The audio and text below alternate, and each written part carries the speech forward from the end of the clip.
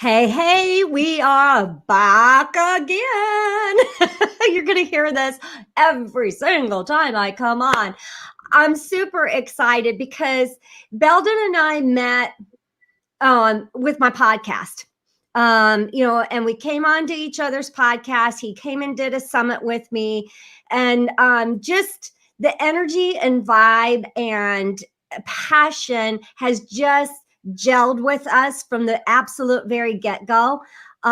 His story is so powerful, and I don't know that he's even going to dive into a lot of his story. And I'm doing a very itsy witsy bitsy introduction because I really want to give you all the time that you need, because we're finding that you guys have so much awesome content. So with that being said, you guys are going to absolutely love Belldon. He is a cellular biologist. He is the metabolism master, and he helps people truly take charge of their health and wellness. And I'm so glad you're part of our day today. Thank you for the invitation, Amy, and nice to meet you too, Naomi. Yes, let's do this. That's right. Let's get down to business.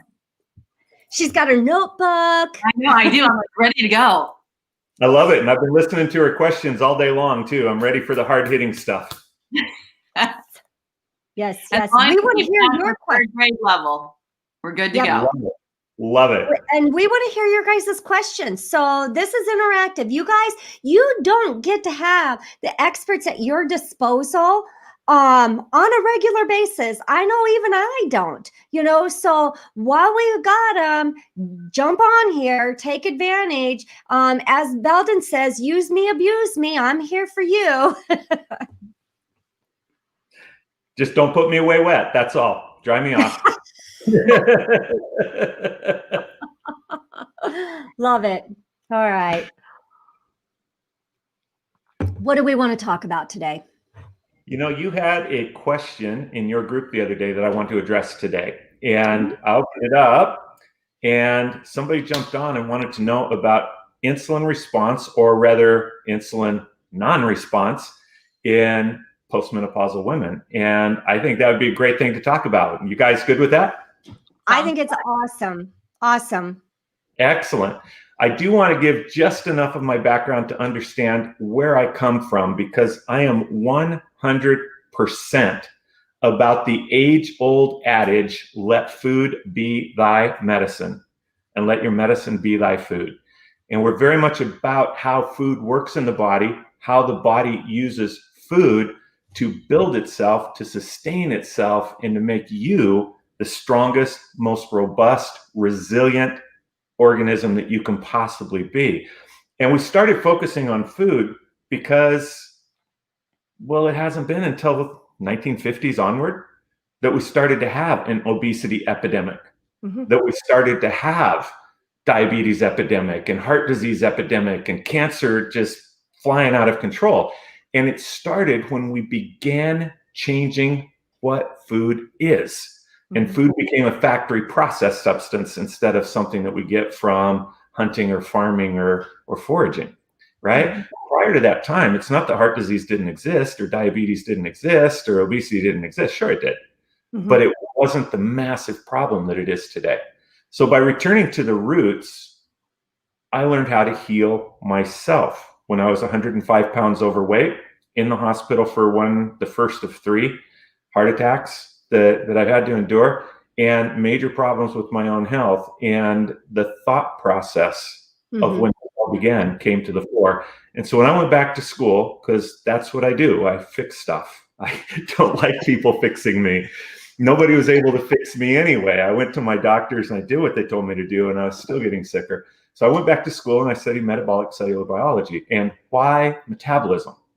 Well, because metabolism, contrary to what we're told, and this is going to play directly into the question that we're about to attack here. Metabolism, despite what we're told, it's just this fat burning furnace thing. Metabolism has 2 sides. And if you look up metabolism, you get like 8 million hits for calorie burning and fat burning furnace.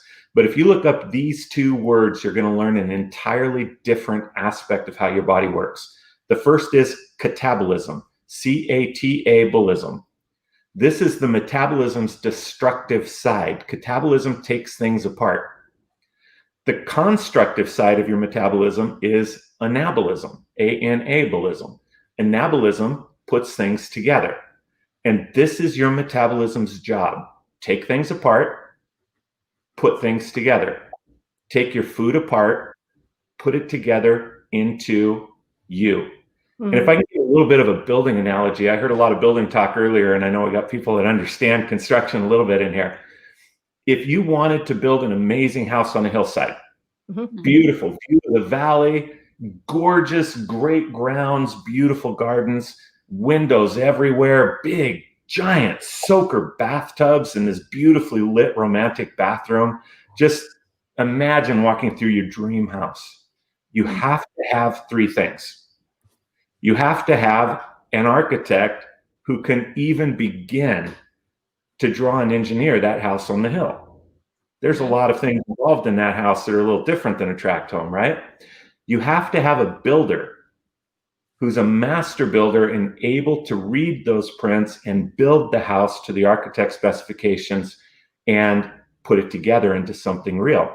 And the third thing you need is the building materials for that house. Now, in your body, you have two of these things built in.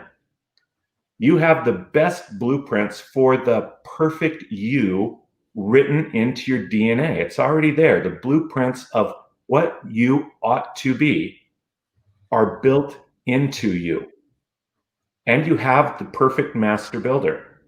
You have your metabolism that takes things apart and puts it into that construction project to build the best, highest quality, most resilient, most robust, most immune cell that it can possibly build.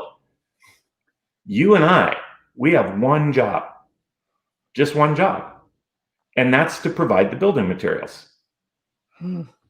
Now imagine you have this house on the hill and you have the perfect architect and you have the perfect master builder and you bring the building materials and all you drop on the job site is concrete, wood, and a little bit of roofing.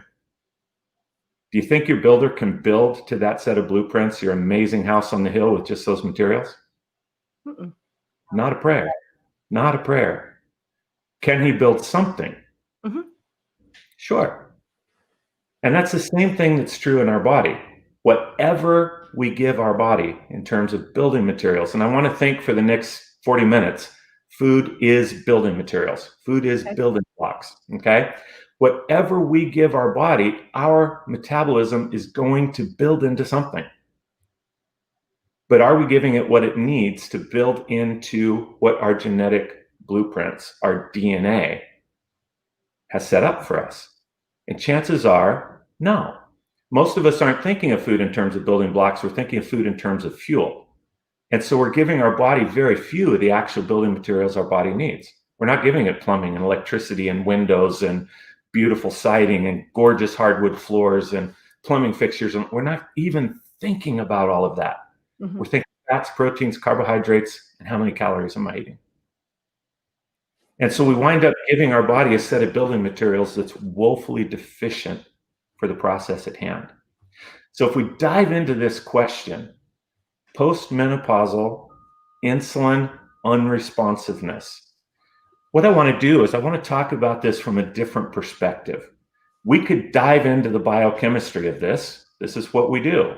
We're biochemists and cellular biologists. It's what we do. And we could dive in and we could tell everybody about the chemistry involved, and it doesn't help anybody at all because it doesn't give anybody guidance on what's happening in their body and what they can do.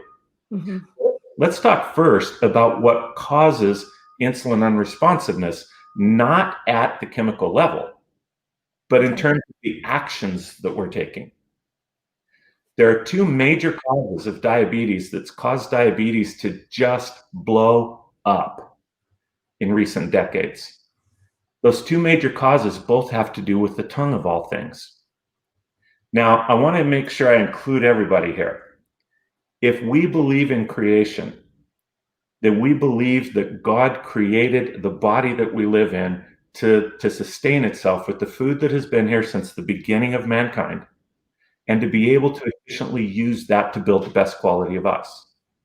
Now, if we believe in evolution and how things grew up side by side, we have to believe that through the thousands or even hundreds of thousands of years that man may have been here, he's been adapting to use food in the most efficient way for the human body, which takes things like taste buds into an interesting place, because taste buds, we like to think, are there just to enjoy our food. Mm-hmm. But our taste buds are so much more than that. When you taste your food, your body is already moving into action to begin to assimilate and process that food that comes into your body. Mm-hmm. Take, for example, those sweet sensors. Those sweet sensors, as soon as the tongue tastes sweet, begins producing insulin for the incoming sugar, so that we can bond with that sugar and we can take it into the cells and do what we're supposed to do to process that sugar. It's already happening before we even swallow. Now imagine for a moment something comes and floods over your tongue that is intensely sweet. Whoa, intensely sweet. And your body's like, dude, I gotcha. We got this. Start pumping out that insulin. Get ready for what's coming in. Because when you're eating sugar, guess what? That stuff processes pretty quickly. Mm-hmm. It's bloodstream pretty fast. Mm-hmm. It's starting to go into your bloodstream underneath your tongue and your mouth before you even swallow. It gets in there quick. So your body is ready for you. We got you.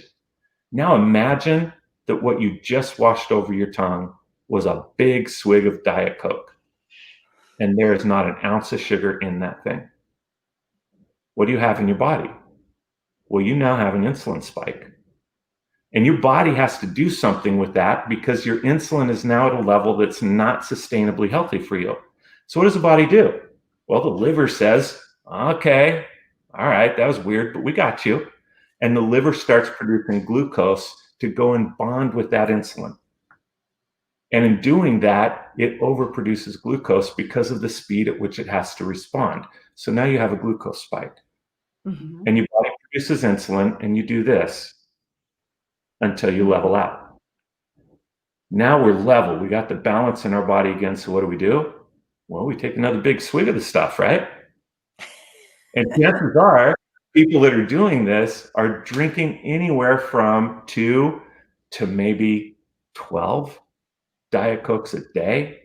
Maybe we're taking them in those big old giant 20 or 32 ounce cups that we can get at fast food places. And we're constantly flooding our body with this. And the same is true not just of diet drinks, but what about all the sugar-free diet foods that are giving us all kinds of artificial ways to make everything that we eat sweet? Right. What's happening in the body, biochemistry aside, what's happening with the body is we are constantly tricking the body into doing things and taking reactions or responses that should be what your body does when you eat sweet. Mm-hmm. And those are the wrong responses. Time after time after time, the body is having to counter its own response with a counter response to try and undo what it just did. Mm. This repetitive action is what leads to insulin unresponsiveness. Now, we could get into all the chemistry of how it happens, but it doesn't matter. What matters is the actions that we're taking on a day-to-day basis. Right. Now, this isn't something that I know and nobody else knows. This is rather common knowledge in research fields that one of the most harmful things we can do to diabetes is not sugar. It's the lack of sugar in sweet products. Mm. But there's another thing that we're doing too, and it creates exactly the opposite response. And this is the use of flour in almost everything that we eat. Now, I want to be clear. I don't believe wheat is the problem in our society and in our food supply. It's what we do to it when we process it. When we take and we strip out the bran that's so beneficial to us, and we strip out the germ where all of the nourishment is, and we take this kind of gummy stuff that can't be milled, in order to process it, we chemically bleach that 15 times and more to make it brittle enough to mill. And then it mills into this super, super, super fine powder, and we can't bake with it. We can't use it. It just turns into glue. So we start adding conditioners and we start adding other things to it in order to make it viable so that we can use it. And when we actually put it out there, we have something that is completely nourishment bankrupt. There's nothing left in this stuff in the way of natural nourishment that wheat had. And we have something that's tanked up with chemical additives, and we have something that has proven to be, I'm not sure that we knew this when we made this stuff, but we certainly do now. It's proven to be uber addictive. Uber addictive. The whole basis, don't mean to drop names here, but it's like Oprah's marketing for Weight Watchers has been 100% about, I want bread. How can we have a program where I can have bread? Because people can't stop eating it. Uber addictive. Now, the problem with this stuff that we call flour is what we've reduced it to converts to glucose really, really quickly in the body. And now we have an increase in blood sugar, but guess what we did not have on the tongue? Sugar. Nothing on the tongue. Nothing on the tongue said sugar was coming in. Okay, this is fascinating. Here we have a glucose spike. Right. And now our body's trying to chase with insulin, and we get the same response. Now think about what people are eating today. Diet drinks, diet foods, everything full of flour. For God's sakes, breakfast sausage and ice cream are made with flour these days. Everything has one of these products here that's tricking the body into either producing glucose or insulin, and it's the wrong response. And over time, this leads to insulin irresponsiveness. And we start having our insulin activity reduce. In fact, we can actually have it stop. And this is what's contributing, number one contributor to diabetes today. So if this is what's causing insulin irresponsiveness, how do we fix it? Well, we reverse what we've been doing to ourselves. We make sure that if there's sweet on the tongue, there's sugar in the food. Doesn't have to be processed table sugar. I'm certainly not a fan of putting processed products into your body. But if you eat fruit and you get fruit sugars, or if you eat something else that's sweet, make sure it's got sugars in it so your body's response is the correct response. And don't put things in your body that can't exist without a factory, because your body simply doesn't recognize what to do with it. And when we create that environment where we're putting the right things into our body, we're keeping the wrong things out of our body. Our body has the opportunity to do what our body does best. And I want to say this really, really, really clearly. This is the fundamental basis of all the work that we do at Nutritional Fitness. We don't heal our body. Our body has everything it needs to do that itself. We provide the environment in which our body can heal. I and I want to say that again.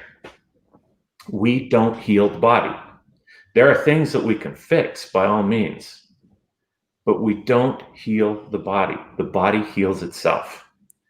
We simply provide the environment in which that can happen. Does that make sense? Yeah, totally. I'm writing that one down. Yeah. Please do. Feel free to plagiarize. It's all good. I'll tag you on it that Belldon said this. Cool. I kind of want to shift gears a little bit, if it's okay with you guys, because chemistry, biochemistry is called the science of us. When you talk to anybody in biochemistry, it's the science of us because it's how we work. Even our electrical responses are biochemically stimulated. Everything in our body is a series of chemical reactions. Does that resonate with you guys? True or false? True. Yeah. So let's shift gears from the house to biochemistry for a minute, because chemistry is a lot more simple than we make it. If we want to have a successful chemical reactions, it involves three things, only three things. Put the right things in the beaker, keep the wrong things out of the beaker, and get the right things in the proper balance. And that last one throws people for a loop, but it's super important. I want to share with you guys something that happened in 7th grade, because this, although I went into home building first, I get to talk to you about the two things I love. I spent 25 years in home building, the last 15 years in what I do now. So I get to talk to you about everything I love here. It's awesome. But in chemistry, my 7th grade chemistry teacher wanted to illustrate this point: right things in, wrong things out, right balance. So he took a really, really powerful acid. Don't ask me what it was. I was in 7th grade, don't remember. But I do remember that he dropped a big nail in it, 16-penny nail into this acid, and it was completely gone in less than 2 minutes. Gone. This is a powerful acid. It's also now a polluted acid because he just dissolved a nail in it. So he dumped it out and set the beaker to the side. He got a clean beaker and he filled it up halfway with a very, very powerful basic solution. And if you're not familiar with basic solutions, this is what the mob uses to get rid of the bodies, right? It's like oven cleaner. Think oven cleaner. You get it on your fingers, your skin starts to melt, your fingers get slimy. He took a very strong basic solution and dropped a chunk of meat into it, and right away it foamed up, and that meat was gone fast. Now this is also a polluted basic solution, so he dumped it out and set the beaker aside. But here's the thing that got us. He took a clean beaker and he filled it half full with this acid and the other half with this base. He swished it around and he took a drink of it. Yeah, right? That's what we did. We're like, are you freaking crazy, man? We just saw what this stuff does. And that's when he took the opportunity to teach us something really, really cool. If you take a very powerful acid and equally powerful base and you mix them together in equal measure, stir them up, the reaction yields salt and water. Harmless. Cool, right? Harmless stuff. Probably didn't taste very good, but he was able to drink it and not die. So here's the first part of chemistry. You have to have the right things in, because if you had a weak acid and a powerful base, he'd have been eating his throat out from the inside out, right? If you had a weak base and a powerful acid, he'd have been creating inflammation in his esophagus and he wouldn't be talking to us anymore. You have to have the right things in the beaker. And he also threw away the polluted ones because the wrong thing in the beaker will skew the reaction. Get out of that what you want, right? But the balance, because he asked us the question, what if I'd have put in too much base and not enough acid? Well, we were dumb 7th graders. We didn't know the answer to that. The answer is not all the base would react because there wasn't enough acid to react with it. So part of that beaker would have still contained a base that could have eaten his throat from the inside out. Right.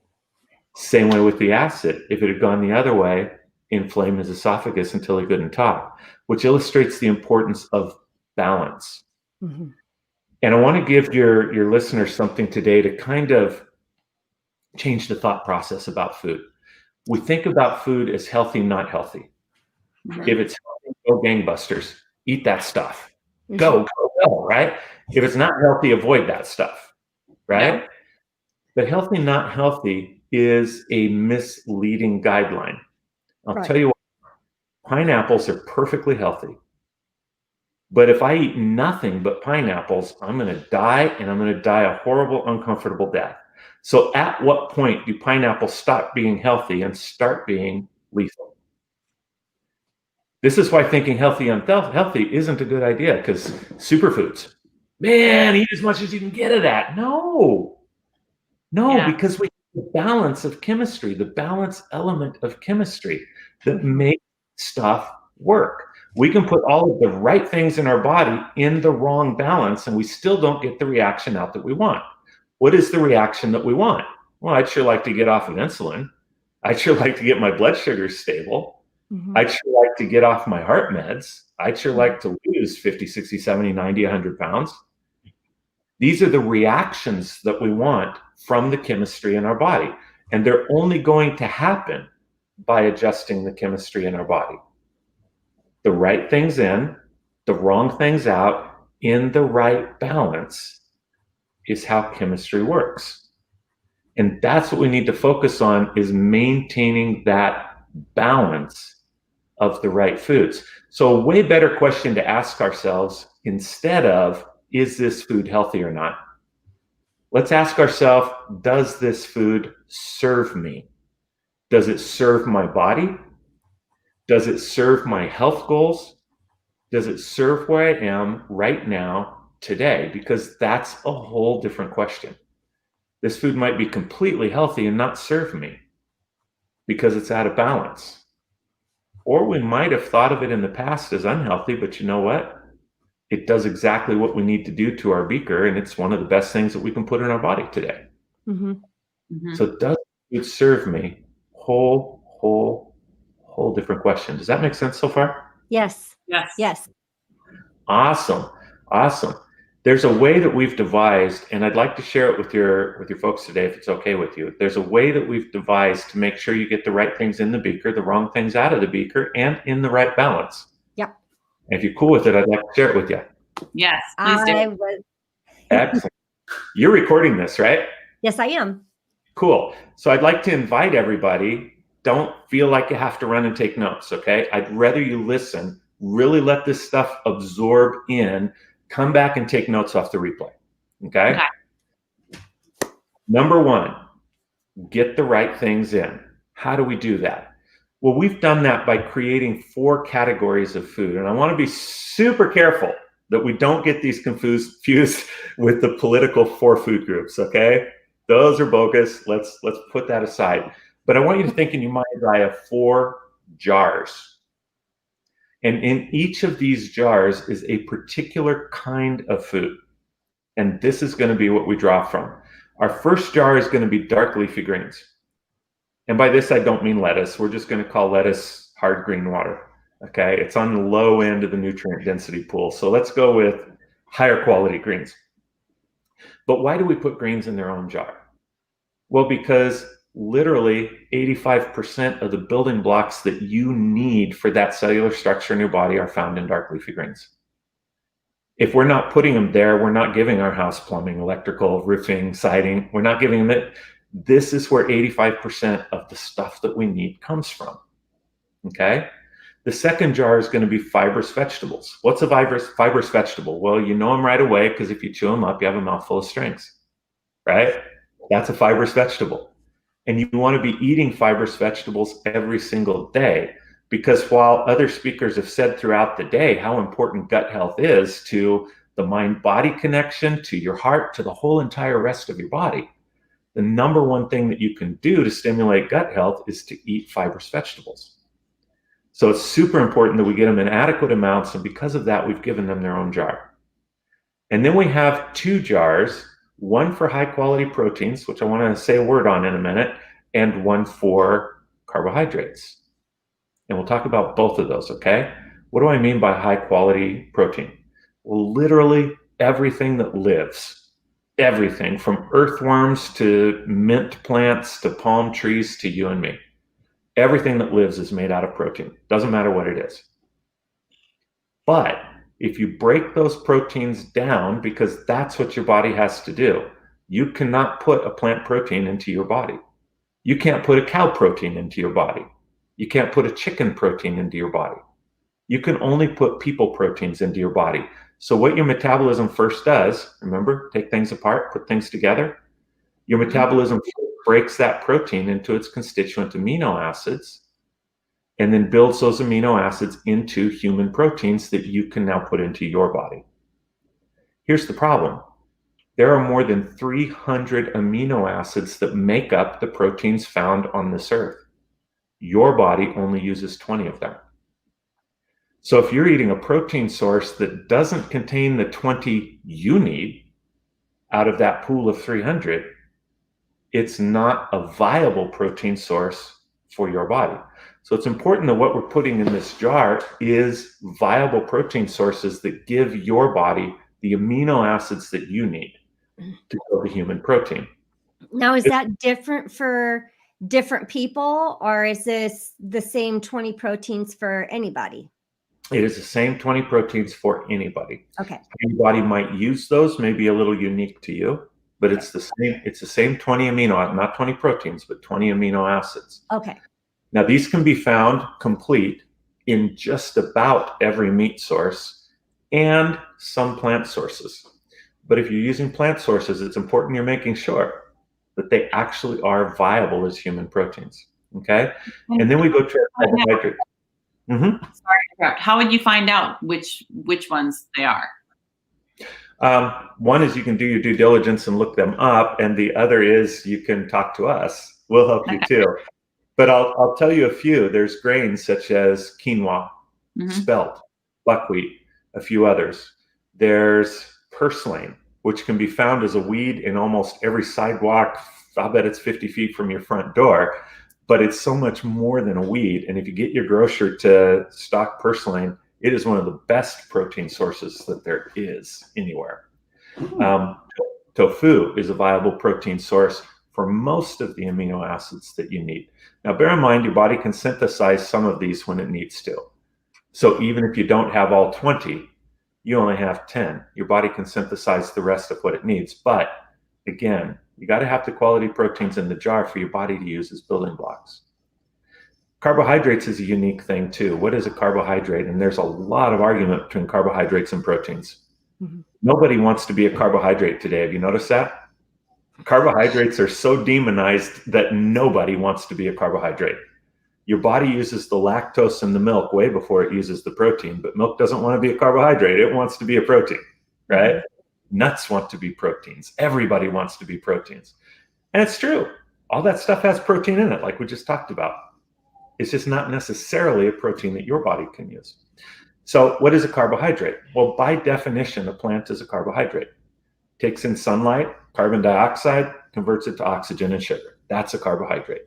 Every plant is a carbohydrate, and if it's not already in the dark leafy green jar or the fibrous vegetable jar, we're going to put it in the carbohydrate jar along with dairy. So now you have 4 jars: dark leafy greens, fibrous vegetables, proteins, carbohydrates. How do we make sure that we keep them balanced? Because these jars are going to keep the right thing in your beaker, the wrong thing out. What is the wrong thing? Well, make it simple. If it can't exist without a factory, don't put it in your body. Let's just make it simple. Okay? It's not something that your body's going to recognize. So if it cannot exist without a factory, don't put it in your body. Now we've got the right things in and the wrong things out. We're concerned with the balance. So I want everyone to remember these numbers. And again, don't feel like you have to write this down right now. You can come back and watch the replay. But I want you to remember 3-1 balance. 3-1 balance.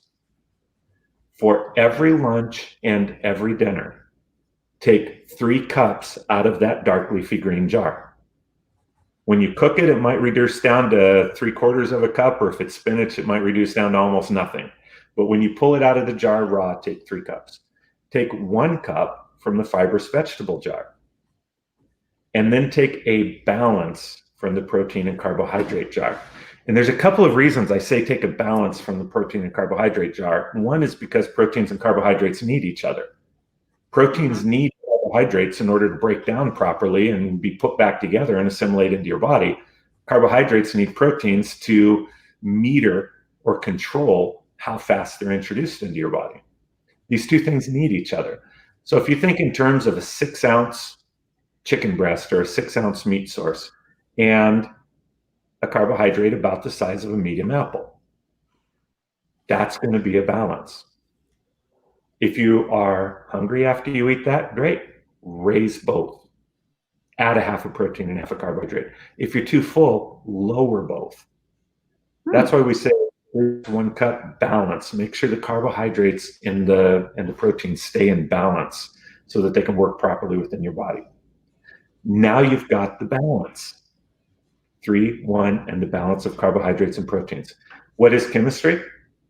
Any reaction that you want to produce requires that you put the right things in the beaker, keep the wrong things out of the beaker, and achieve the balance of what belongs in there. And just that simple, 1, 2, 3, you know how to do it. Wow. So I have a question real quick in regards to, I was hearing. I knew you would. I'm like dying. So in regards to talking about like the proteins and matching it up to animals, so I've heard that, dairy, a lot of times people say dairy is bad, cow dairy is bad. And actually I was listening to this woman, she was saying it's actually the milk, not the fat from the dairy that's bad because of the way the long chain or the chain is in there versus like if you eat goat milk, or that's more like our body type. So is that true? Are you following? There's a lot of fascinating conversation behind that question. One one of the things, I have a naturopathic doctor who I love to death. And she told me one day, cow's milk is for cows. What are you drinking cow's milk for? I said, what do you drink? And she said, goat's milk. And I'm like, isn't that for goats? The logic breaks down. There's got to be something behind it more than just cow's milk is for cows. Because their structure is like, because they're so big, they're almost, unless I'm drawing a blank in regards to like the change structure. That's why it's okay. And I know what you're talking about, but if you're going to break it down very, very simply, milk like wheat. It's not the milk that's been the problem. We've been drinking milk. Yeah, we've been drinking milk for thousands and thousands and thousands of years without heart disease and diabetes and other problems. Yeah. Not only that, the entire way we process milk, just like the way we process wheat, creates a product that is damaging to a human being. If you can get raw milk, you won't have this problem. I want you to think of something for a second. When you go to the store and you see cartons of milk lined up and you have skim milk, 1%, 2%, and 5%. Do you suppose there's a cow out there that gives 2% milk and that's all he gives and put it in a box, right? And is there a cow out there that says, hey, I'm low fat, I'm the yoga cow, I'm going to produce skim milk, right? It doesn't happen that way, right? I want the chocolate milk. Yeah, we don't have chocolate cows either. We don't have a Hershey cow. Strawberry cow. But here's what we're doing at the 30,000 foot level. We're taking milk and we're spinning all the fat out of it. Yeah. And then we're injecting fat back in at very specific percentages. The problem with that is when you get skim milk, no lie, I've seen this stuff. It's pale blue. It's thinner than water. It looks absolutely disgusting. And there's no way anyone would ever drink this stuff, ever. So what do we do to make it palatable? And this is always where we fall apart in food production. When we're trying to make something that doesn't exist in nature, it's what we do to make it palatable that's the problem. Add sugar.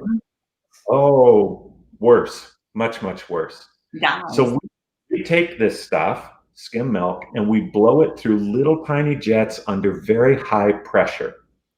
And what comes out of that is popcorn milk on a microscopic level. It's tiny, tiny, tiny, but it causes the milk to oxidize as it comes out of the jets. When it oxidizes, it puffs up, turns white. And we put that back into milk. It's called milk solids. We put that back into milk to make it palatable when we're giving a reduced fat or a low fat or a no fat milk. That stuff is oxidation personified. What we're doing, blowing it out of the jets, is oxidizing the milk. Now, how much time and effort do we give to antioxidants and trying to get oxidation out of the body? We know what oxidation is. If you oxidize iron, it becomes rust. Mm-hmm. And if it happens often enough, pretty soon the iron is gone, right? In our body, it's a similar thing, only we call it inflammation. Right. But it's the exact same thing happening in the body. Oxidation tears you apart.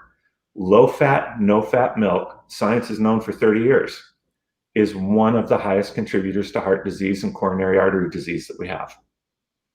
So milk is a minefield, again, not because the cow has a problem or the cow isn't doing its job, albeit modern dairy practices have their own minefield to talk about. But what's happening is the way we process it creates a dangerous product. So if you can find pasture-fed raw milk, we've been drinking that stuff for thousands and thousands and thousands of years without screwing up the body. Do you remember the days when we had milkmen and they came and they we had a cart, a bin on our back porch, and we would put the empty bottles, glass bottles, out in the bin, and he would drop off the new bottles, and and the cream was right up, on the top. You had to shake it, really good to shake your boot. Oh. I couldn't do this. Come on. But yeah, and I must be older than you, Amy, because we had 4 goats and a cow, and that's what we did before school was go and milk the animals. But and I learned early on in my journey, as I'm friends with the gal who created the program called Wiggles Away, and this is for any child, adult that's on the spectrum. It doesn't matter if you just have attention deficit to full out, autism. That milk is one of the very first things that she recommends. Get it out of the diet because it's a neurotoxin. Now, bear in mind, some people are going to have sensitivities to nightshades. Some people aren't. For other people, healthy. Bear in mind, when you're dealing with chemistry, nowhere more true than biochemistry. When you're dealing with what's in the beaker, you're dealing with everything that's in the beaker. Right. When we have a new client come in and he's taking heart medications, guess what? That screws up the beaker. But we can't take him off of his heart medications. So what do we need to do? We need to adjust what we're putting into the beaker until we achieve balance. And then as he gets weaned off and eventually removed from his heart medicines, we make changes to what we're putting in the beaker. When people have allergies, when people have environmental conditions that they're dealing with, when people have health conditions already, we're going to deal with, a diabetic with blood sugars in the high 300s much differently than we're going to deal with that exact same person as their blood sugars begin to normalize. Right. So yes, some people are going to have sensitivities to certain things based on everything else that's in their body chemistry, everything that they're dealing with in the beaker. But the stronger and the more normalized that body becomes, the less those things become issues. Yes. You're the host. You don't have to raise your hand. You're the host. Well, speaking of nightshades, I feel like just like everything, people then will put you in a bucket saying, "Oh, you shouldn't have nightshades because you have RA or something."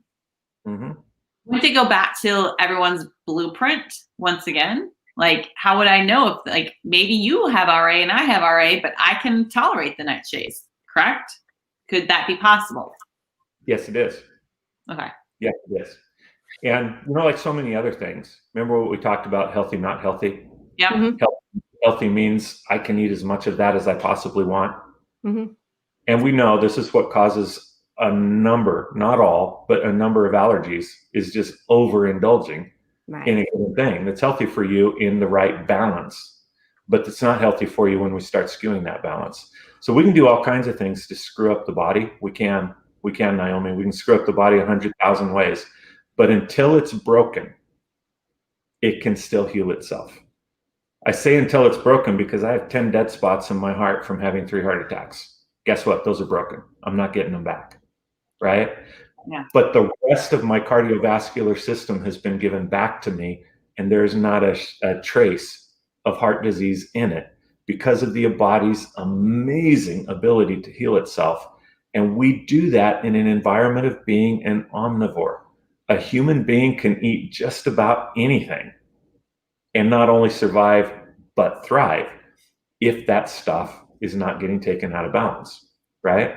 So the answer to your question is yes, we can.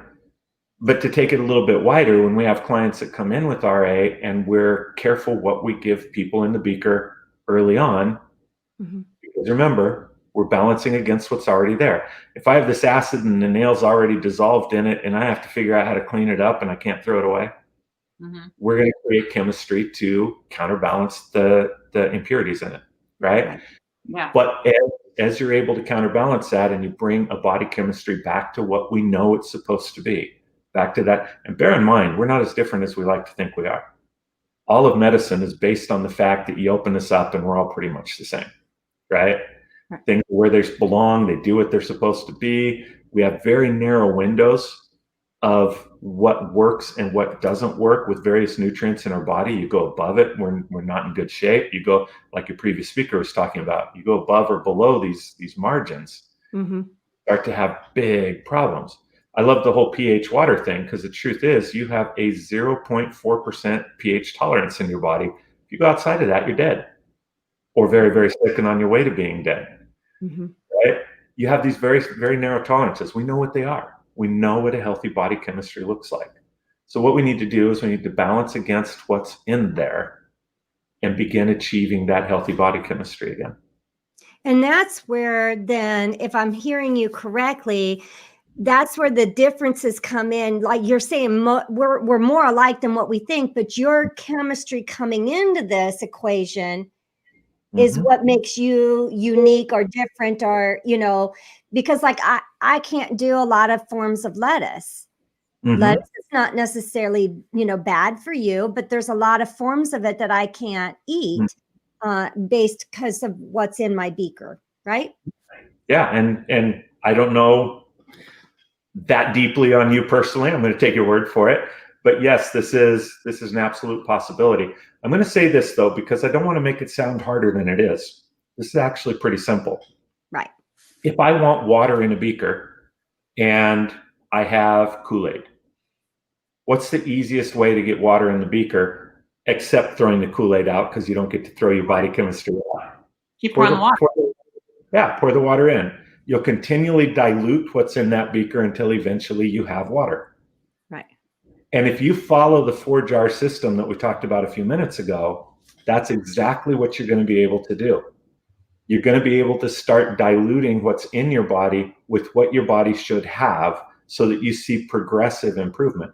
When we work with clients one-to-one, we can accelerate the process. Right. I lost 105 pounds in just under 6 months. I've maintained that loss for 15 years and gotten rid of heart disease and borderline diabetes. You can accelerate the process, not by forcing weight loss, but by creating the optimal environment. And when we're working with people one-to-one, that's what we do. Right.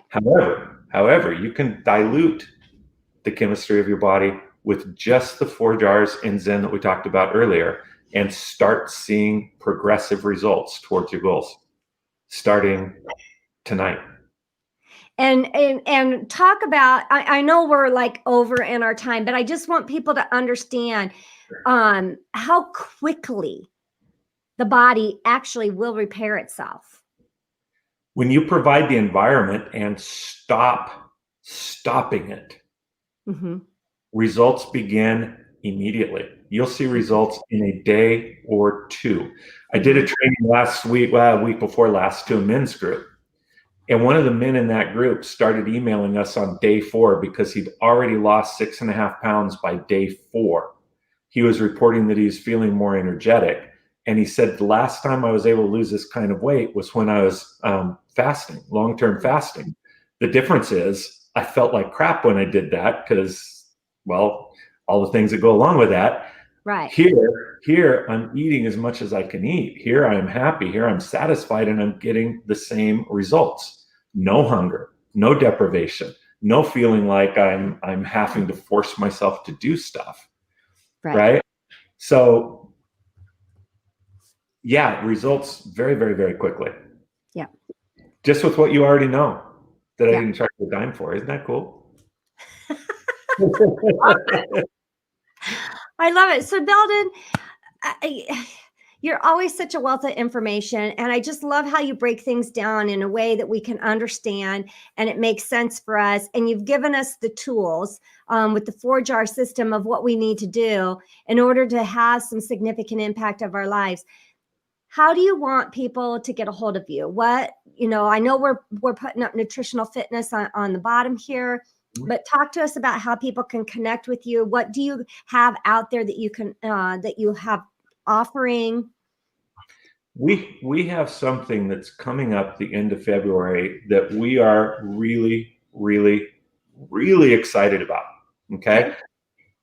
Not surprisingly, it's sometimes difficult for them to listen to men tell them what to do with their bodies. And we get that. We understand that. There's a lot of stuff out there where there just isn't the understanding of the differences. We're starting a women's group the end of February, beginning of March. I will be in that group to answer questions, but it won't be run by me.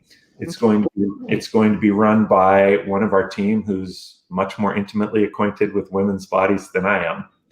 And it's really going to be fascinating. I'm super excited about it. Understand, whether you're a woman or a man or postmenopausal or premenopausal, or whether you've had kids or whether you haven't, or a kid or an adult, it's all still chemistry. And it's understanding the subtle differences in that chemistry. So the system we're going to present is very, very similar to what we're doing, but the implementation and working with people to go through the implementation is going to be a lot more attuned to you. We're starting that one. I've got a waiting list for it. And if people would like to get on the waiting list, we're going to talk about the 4-jar system and how you can make it work specifically for you, things that you need. We'll talk about those on a twice monthly basis. We'll get in groups and talk. We'll answer the questions. We'll do deep dives. We'll get people into that. It's only $37 a month. Awesome. And we are super, super excited about it. So the faster people can get on the waiting list, the better. We're going to accept a founding members group of only 50 people. And that founding members group is going to help us dial it in and make it the best program it can possibly be. When we get through the founding members group, it's going to go up to $97 a month thereafter. Okay. So get on that waiting list and get in now. We'd love to have your input, your help, and your feedback in creating it. And that they can find and get on to through the nutritional.fitness, right? It's members.nutritionalfitness/some stuff. So I'm going to drop it into your group as soon as we're done. Awesome. Perfect. Love it. Belldon, thank you so much for coming in and giving so much value to the ladies in our group. We appreciate you. I love you, Amy, and I love you guys. And again, Naomi, great to meet you. I look forward to seeing you again in the future as well. And this has been fun. Love it. This is great. I just want to say something in passing. I turned 56 years old this month. I go up and down trails now that 20-year-olds are huffing and puffing on. When I was 30, I couldn't do it. At 56, I can. I feel like I'm so much younger today than I was then. Sheila, the woman who's going to head up the women's group, came into this program when she was falling asleep at 2:00 in the afternoon, did what she needed to do, but had nothing left for her family. She felt guilty about it. She felt stressed. I happen to know her and her husband, and the marriage had some rocky issues along the way. Now she's up at 10:30 at night doing stuff, not because she really felt the need to, but because she has energy pushing her to do that stuff. When you have energy, you just don't stop. You just keep doing it, right? And that's what we want for everybody. We want you to feel better. We want you to rest better. We want you to have higher energy. We want your body to get to that blueprint to where finally the mind, the spirit, and the body can all be in alignment. Yeah. And that's what we want. That's the goal. Yeah. I love that. Oh, this was great. Thank you so much. I'm going to have to go back and write my notes since you won't let me. Go back and watch the replay. You know, I love it so much when people just let themselves sink into it and just absorb it. You can go back and watch the replay later, right? Absolutely. Thank you so much. Thanks.